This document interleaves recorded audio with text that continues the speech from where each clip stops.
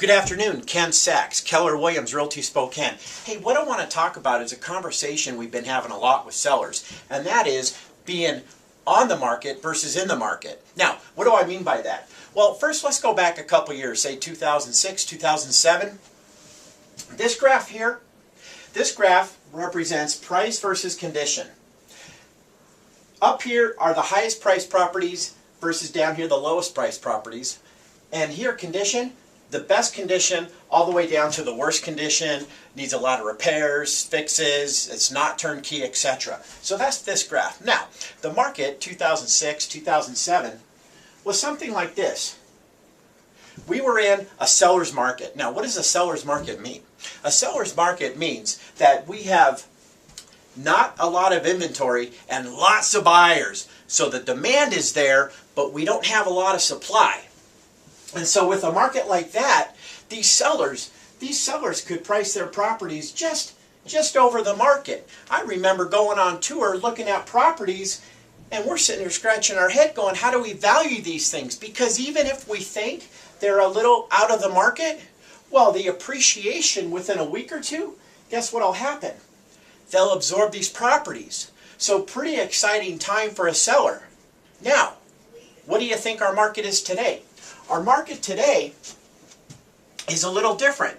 We have now, of course, a buyer's market. So what's a buyer's market? A buyer's market is where we have few buyers and we have lots of inventory. So we have a big supply with smaller demand. So the market looks more like this. Same graph, meaning the same thing.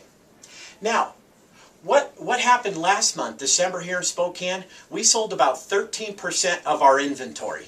So this area here, we're going to call this is being in the market. And this, again, represents about 13% inventory. And so out of about 2,600 listings, about 350 sold. Okay, so about 13%. So the market we have today, we have to be very aware and very cautious on price and condition. Now, if we know about 13% of our inventory is selling, what does that tell us about price and condition? That tells us that our price, we need to be in the bottom 13% of price compared with our competitors, right? Because this is a competition. We're here to win. Now, what does this tell us about our condition? We have to be in the top 13% in condition.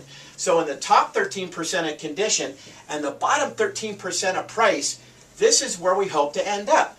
Now, what's happening? We have our house out here, and we're getting showings, but we're not getting any offers. Well, what's up with that?